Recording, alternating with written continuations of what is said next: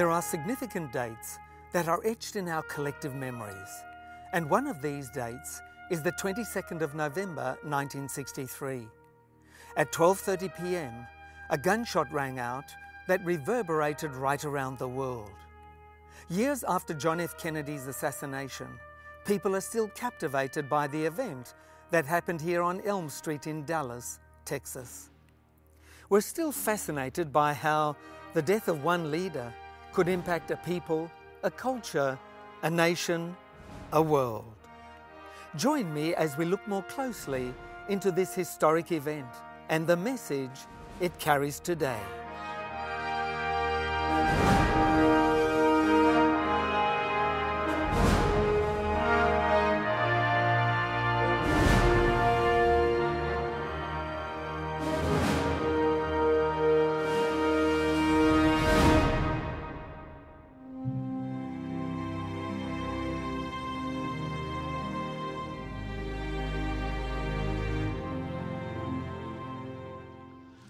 This is the window in the Texas School Book Depository that changed history in a dramatic, terrible way. You get a clear view from here down to Elm Street in the city of Dallas. Lee Harvey Oswald took out a rifle right here and pointed down toward the motorcade that was bringing President John F. Kennedy through town. Shots would ring out at 12:30 p.m. on Friday, November 22, 1963. Shots that would reverberate across the country and around the world. Kennedy would slump down in his limousine. America's Camelot, a time of hope and optimism, had suddenly ended. Was there a conspiracy behind that fatal shooting? Theories about Oswald accomplices still spin around. How did those 2 or 3 shots from way up there hit so precisely way down here in a moving vehicle? Why did this very popular president have to die? And what might have happened if his term continued?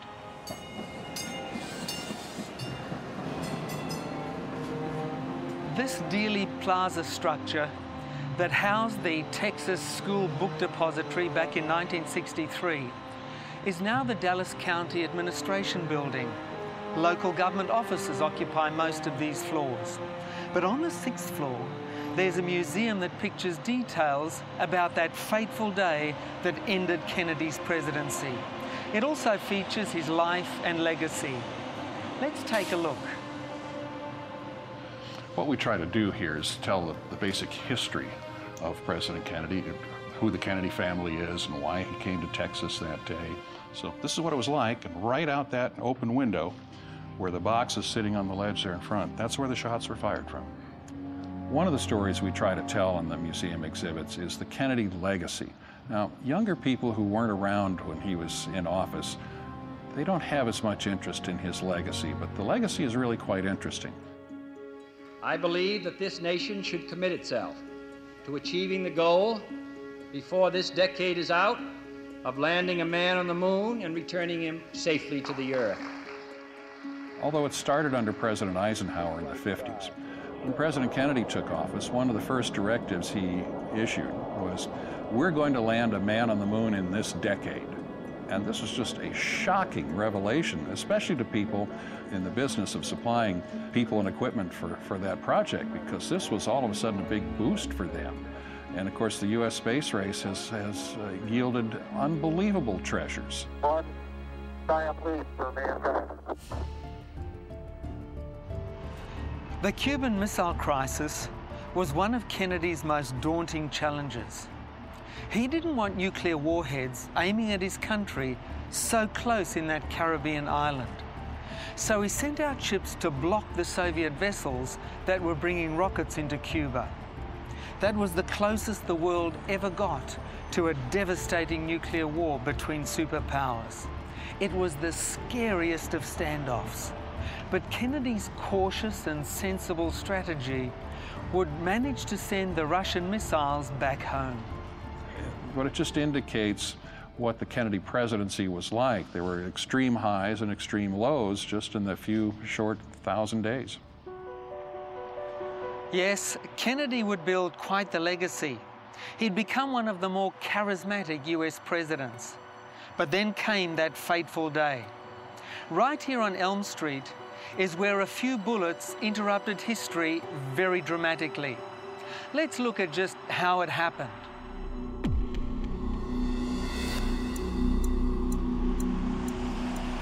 President Kennedy's motorcade tour through Dallas was planned to give him maximum exposure to the crowds here. He rode in an uncovered limousine with his wife Jacqueline, Texas Governor John Connally, and Connally's wife Nellie. They were headed toward a luncheon with the civic and business leaders of Dallas. There were plenty of enthusiastic people for this foursome to wave at, of course, weaving through downtown, passing right here by Dealey Plaza.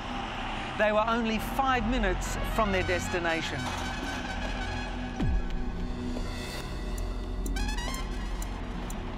Now, this southern state of Texas hadn't been a big supporter of Democratic presidents for some time. But Nellie Connally, the First Lady of Texas, turned around to Kennedy and said, "Mr. President, you can't say Dallas doesn't love you." Kennedy smiled and nodded as people here shouted greetings. But then came the rifle shots.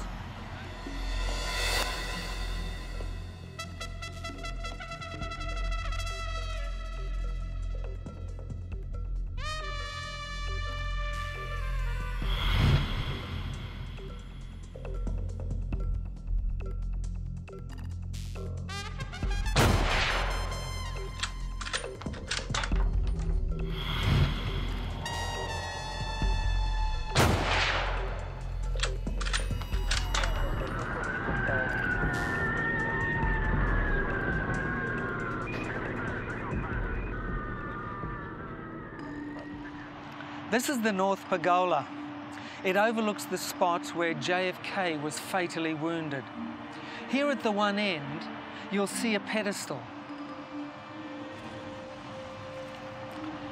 This is where Abraham Zapruder stood. He just wanted to capture Kennedy on his home movie camera, but he would accidentally document this terrible assassination. Abraham would record the most analysed 26 seconds of film in history.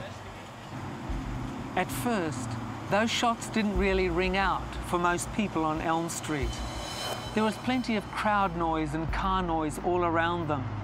The shots didn't sound that different from a firecracker or a vehicle backfiring. But then the crowd noticed something awful. Kennedy wasn't waving anymore. He had slumped onto his wife's lap. Governor Connally was a World War II veteran.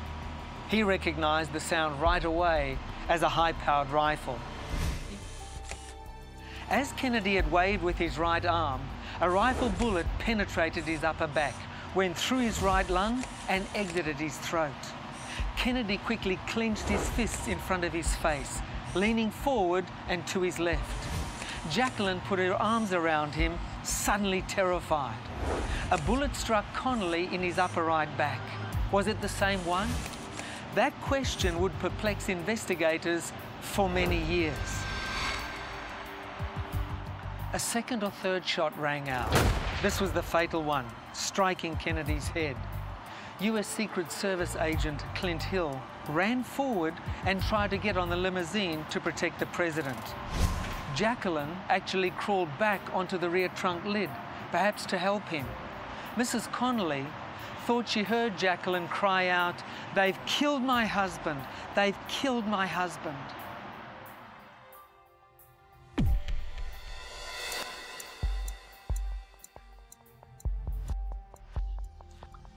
Those bullets came from here, the 6th floor of the Texas School Book Depository. This area has been preserved to look just like it did in 1963. Lee Harvey Oswald had stepped over to the window after locking the door behind him. He held a Kakano rifle with a scope that could zero in on a target in the distance. In October of 1963, Oswald had come up from the city of New Orleans, where he grew up, and he got a job here at the book depository. Days before Kennedy's arrival, Newspapers were describing the route of the presidential motorcade. It would pass here. On Friday morning, Oswald arrived at his workplace with a big paper bag. He'd left his money behind and his wedding ring. A co-worker would spot him here on the 6th floor at 11:55 a.m., 35 minutes before the assassination. Lee Harvey Oswald had joined the Marine Corps as a teenager. Going through their intense training, he knew how to handle a rifle very well. It was here at this southeast corner window that rifle shots would ring out that penetrated a governor, a president, and US history. Oswald would quickly hide from the window in here and then cover his rifle under some boxes. Then he went down to the 2nd floor using the rear stairwell. In the luncheon room, he ran into a police officer. The hunt was already on for who had fired those deadly rifle shots. But Oswald's supervisor identified him as an employee, so the officer let him pass through. Later, people would recall Oswald seemed very calm, with a soft drink in his hands.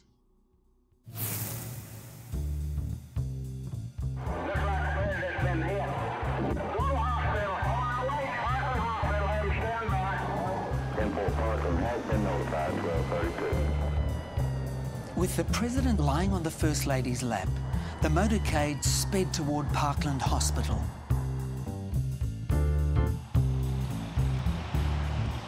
Oswald would go out of the front staircase just before police sealed it off. A little later, he was walking down a sidewalk in the Oak Cliff neighborhood. Police officer J.D. Tippett was driving by, listening to urgent messages about the assassination. At this point, Oswald's supervisor had pointed out to police in the sealed-off book depository that Lee Harvey Oswald was the only employee he knew was missing. Officer Tippett decided to ask this man a question or two. He called Oswald over to his car and stepped out. But just then, Oswald pulled out a pistol and shot him 4 times. As Tippett died, the assassin fled the scene. A little later, Johnny Brewer spotted a suspicious figure and saw him slip into this Texas theatre without paying. Johnny alerted the ticket clerk and he called the police at 1:40 p.m. Officers swept into this dark theatre and put a hand on Oswald.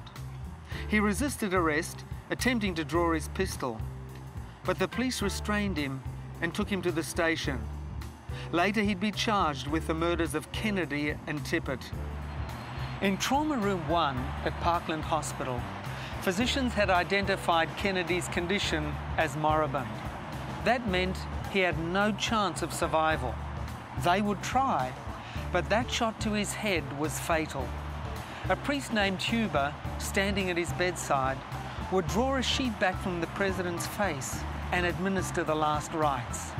The White House press secretary would officially announce Kennedy's death at 1:33 p.m.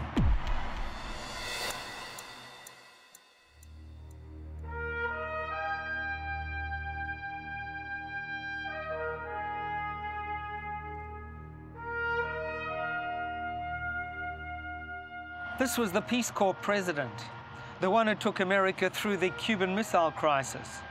His administration had started civil rights legislation, and the man sworn in after the assassination, Kennedy's Vice President Lyndon Johnson, would become the president behind real civil rights reform in this country. So there were a lot of questions after Kennedy's death, a lot of investigations, a lot of theories thrown about. What was really behind those rifle shots? Wasn't there a conspiracy? What political forces would want Kennedy killed? Surely such a tragic historical event couldn't have been pulled off by just one man, Lee Harvey Oswald.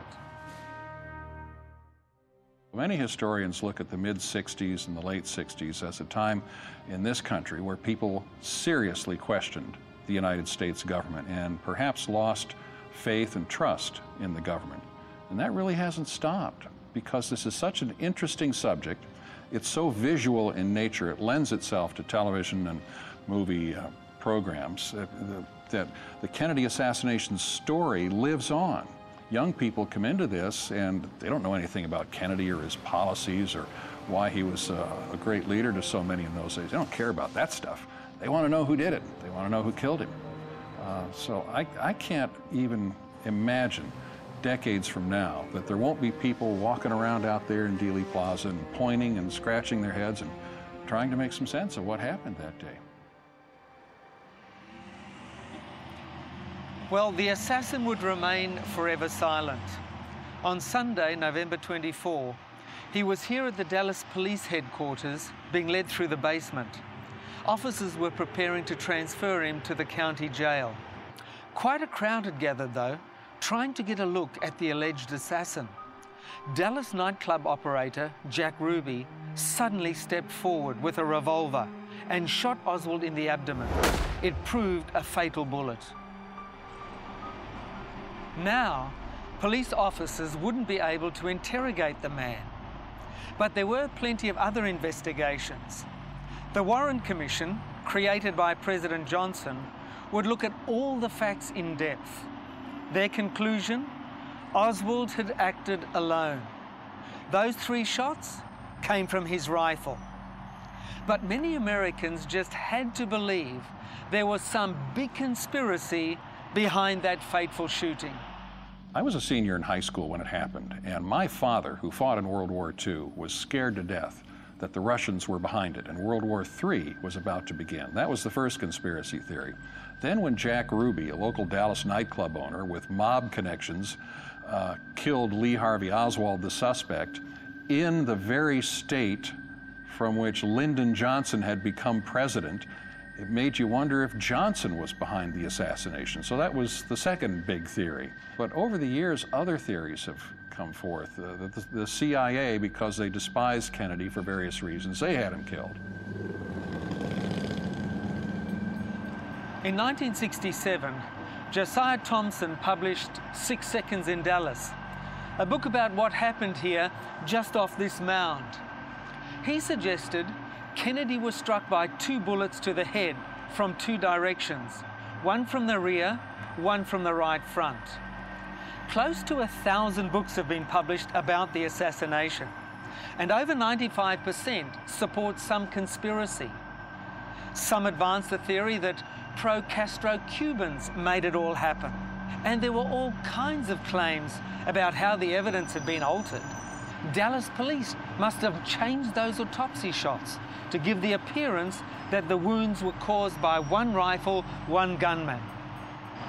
Yes, a tragedy compels us to create satisfying explanations. Conservative people wanted the KGB involved. Liberal people wanted right-wing businessmen involved. A big event needs a big plan behind it. The problem with the Kennedy assassination is there's no known motive for Lee Harvey Oswald. And yet, to this day, all of the evidence points to him and him alone. But most people just aren't satisfied that one guy, one little tiny individual without any connections to anybody, apparently, was able to do away with a very popular leader of one of the biggest and most powerful countries on the planet. It just, this lopsidedness doesn't make sense. So as long as there are holes in the story and people can plug in their own answers, they'll probably keep doing so. Well, we'll never be sure, of course, if there were other people who helped Lee Harvey Oswald. But here's the basic fact behind that assassination. Here's the essential truth which a lot of people have ignored. It was a man's character that produced that killing. That's at the bottom of it all.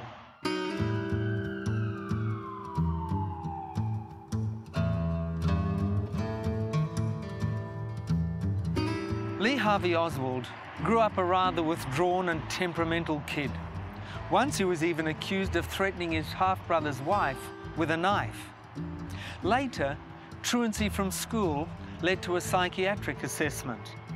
This young man was found to have a vivid fantasy life, imagining scenes of power to compensate for his shortcomings and frustrations. Oswald joined the US Marine Corps just after his 17th birthday. He was trained as a radio operator and served in Japan, but he got into trouble playing around with an unauthorized .22 handgun, accidentally shooting himself in the elbow. Then he got into a fight with his sergeant, who reported the incident, and he was court-martialed. Oswald would have to be punished a third time because he fired his rifle into a jungle for no reason. After that, Oswald claimed that his mother needed care and received a hardship discharge. Oswald flew to Russia and played around with becoming a Soviet citizen for a while, but then he got bored and came back to America. Settling in Dallas, Oswald was hired by a graphic arts firm, but he was inefficient and quite rude, to the point that fights threatened to break out. After he was fired, he bought a 6.5 caliber Kaikano rifle by mail order using another name. Lee Harvey Oswald obviously had personal problems. There may well be conspiracies in this world, but the bottom line when it comes to terrible deeds is human nature. Tragedies happen most frequently because we are bent in the wrong direction. Well, Lee Harvey Oswald's background is really interesting in that he was one of life's losers. We've all known people in life who just, no matter what they do, no matter how hard they try, they fail. At the time of the assassination, Lee Harvey Oswald had a minimum wage job here in the book depository building. He had no future. Most every job he'd ever had, he'd been fired. He had 2 baby girls and a wife who despised him, and they were living apart. He had no prospects. And in short, he was a guy who had no future. And when men are put in that position, they tend to do very dramatic things. When Oswald woke up that morning, he had spent his last night with his wife. He left virtually all his money and his wedding ring on the dressing room table. You know, when a man makes a statement like that, that's a very powerful decision. He's decided to do something drastic. Did he go out and kill a president for some reason? Well, that's what the evidence says. Was he going to do something else and just call it quits or something? Well, we don't know. Jack Ruby cheated history, so we'll never know.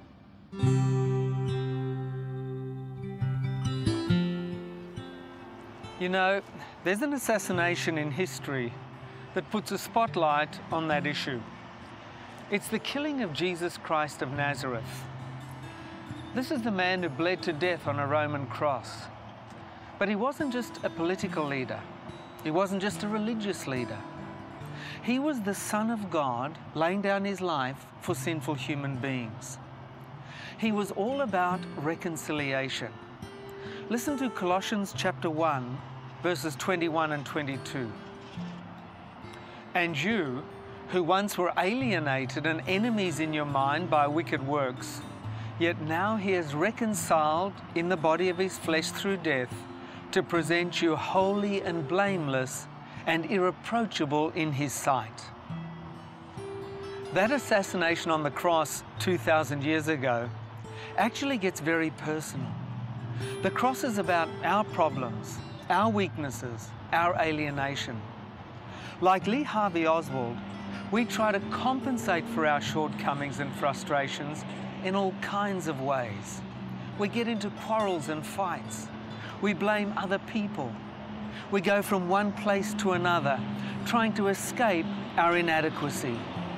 We blow up about pressures at work, conflicts at home. But there's only one real way to deal with our shortcomings, our frustrations, and that is the cross of Jesus Christ. This Messiah absorbed all our moral failures in his own body, and he offers to exchange all our failures with his own blameless, perfect life. He promises that we can be accepted by a holy God, in the Beloved, in the Son. You know, John F. Kennedy was shot with his arms out, waving at scores of people. After his assassination, he'd become quite the presidential hero, with quite the legacy. But he wasn't a perfect president, of course. He wasn't even a very faithful husband to Jacqueline, who would hold his bleeding head in her lap. But Jesus Christ was the perfect Messiah, the spotless Lamb of God. He died with his arms out wide on the cross, welcoming all of humanity. He would become an undying hero. His legacy can take us from our human weaknesses straight into heaven. The cross is a legacy with your name on it. It carries the weight of God's love for you. The cross can set you free. It gives your life a stable center. Isn't it time to stop blaming some conspiracy way out there? Isn't it time to accept the fact that our human weaknesses create most misfortunes? But there is a way out. There is hope. We can accept the fact that one significant death has made the most impact on our world. If you would like to know more about Jesus and the hope, happiness and inner peace that he brings, then I'd like to recommend the free gift we have for all our Incredible Journey viewers today. It's the booklet, The One and Only. This inspiring booklet is our gift to you and is absolutely free. I guarantee there are no costs or obligations whatsoever. So make the most of this wonderful opportunity to receive your free gift now. Phone or text 0436 333 555 in Australia or 020 422 2042 in New Zealand. Or visit our website tij.tv or simply scan the QR code on your screen and we'll send you today's free offer totally free of charge and with no obligation. Write to us at GPO Box 274, Sydney, New South Wales 2001, Australia, or PO Box 76673, Manukau, Auckland 2241, New Zealand. Don't delay. Call or text us now. If you've enjoyed our journey to Dallas, Texas, in the footsteps of J.F.K, and our reflections on the free gift of salvation that God offers us, then be sure to join us again next week when we will share another of life's journeys together. Until then, let's pray and ask for God's blessing on us and our families. Dear Father, thank you for writing my name on the cross. Thank you for reaching out so powerfully. I need you. I've done a lot of things I'm not proud of. I ask for forgiveness.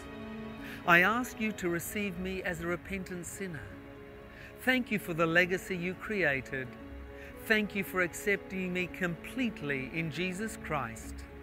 Amen.